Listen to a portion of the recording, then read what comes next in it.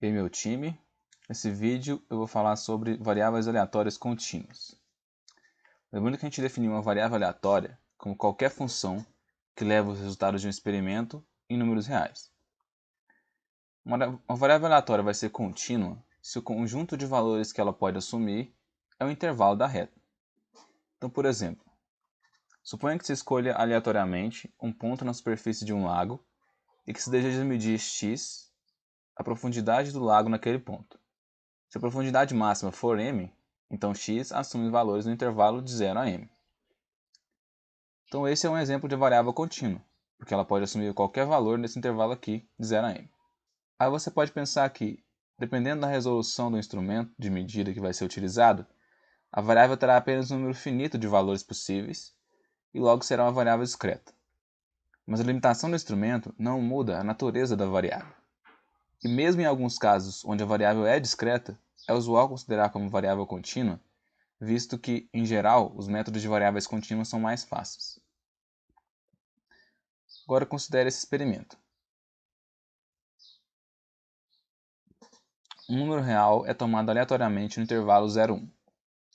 Qual é a probabilidade de que esse número seja exatamente 1/3? Como temos infinitos números no intervalo 0, 1, e cada um deles tem a mesma probabilidade de ser escolhido, essa probabilidade tem que ser 0. Caso contrário, seria fácil criar um evento cuja probabilidade fosse maior que 1. Agora, qual a probabilidade de que o número escolhido esteja entre 0 e 1/3? Intuitivamente, como o comprimento desse intervalo corresponde a 1/3 do intervalo total, segue que a probabilidade do nosso número está aí é 1/3. O mesmo raciocínio vale se a pergunta é sobre a probabilidade de ele estar entre 1/3 e 2/3. A probabilidade da variável estar num certo intervalo só depende do comprimento do intervalo. Quando isso acontece, a gente diz que a variável tem distribuição uniforme. Então a variável tem distribuição uniforme no intervalo AB, se a probabilidade de encontrar essa variável entre Azinho e Bzinho só depende do comprimento desse intervalo, que é B menos A. Então suponha que eu estou fazendo a medida de um resíduo gerado num certo processo. Eu posso construir um histograma com os valores observados que vão ser agrupados em classes. Nesse histograma aqui, a área do retângulo que está em cima de uma certa classe representa a proporção ou a probabilidade da quantidade de resíduos gerados estar nessa classe.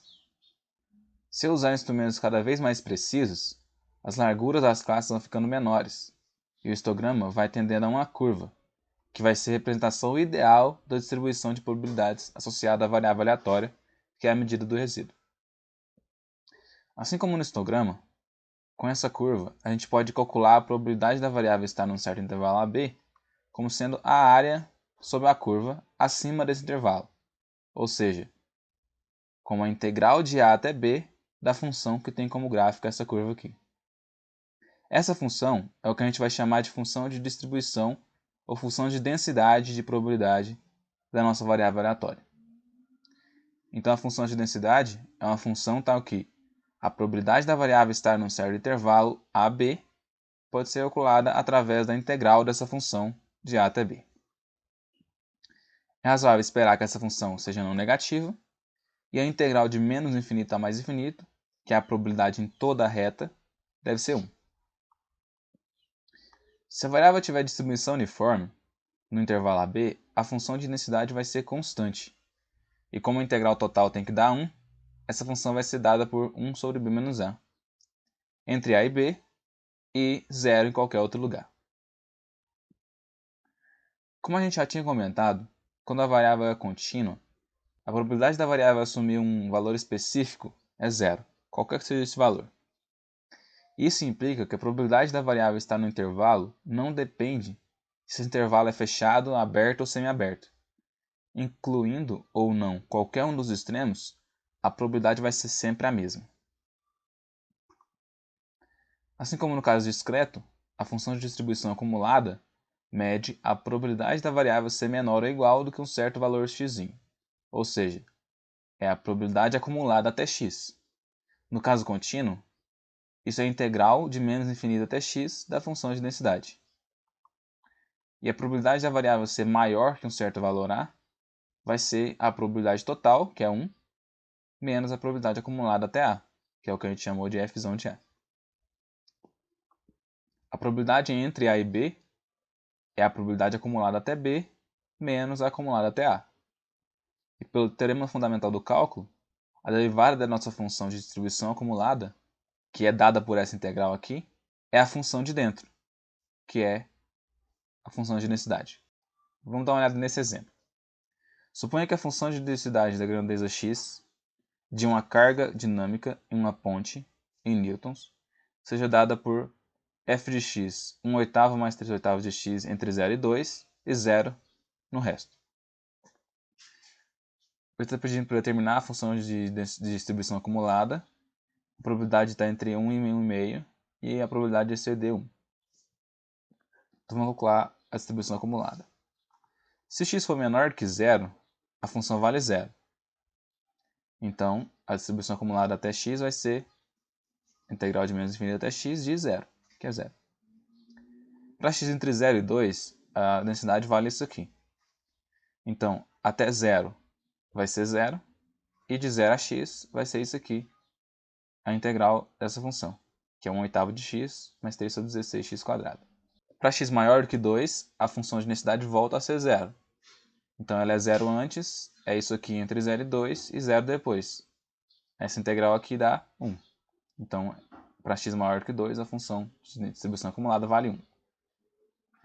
Então, a distribuição acumulada vai ser 0 até 0. Entre 0 e 2 vai ser essa função aqui, e para cima de 2 vai ser 1. Agora, se eu quero a probabilidade da variável estar entre 1 e 1,5, isso é a acumulada até 1,5 menos a acumulada até 1. É só usar aquela fórmula que a gente descobriu e a gente chega nesse valor aqui, aproximadamente 0,2969.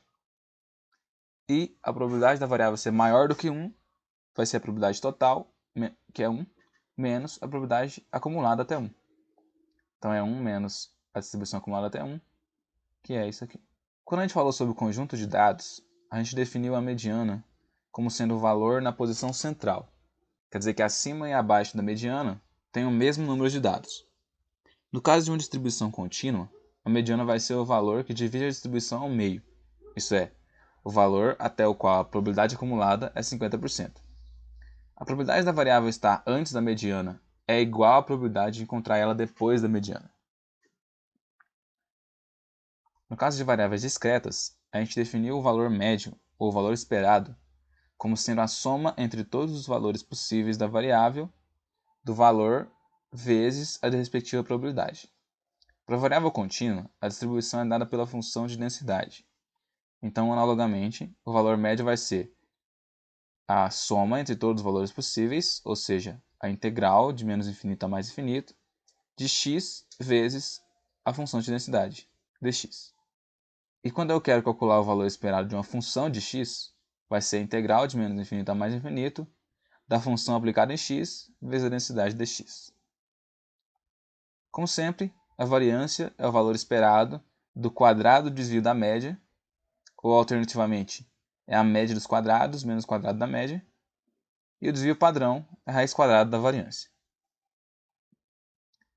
Por enquanto é isso. No próximo vídeo eu vou falar sobre a distribuição normal. Até a próxima!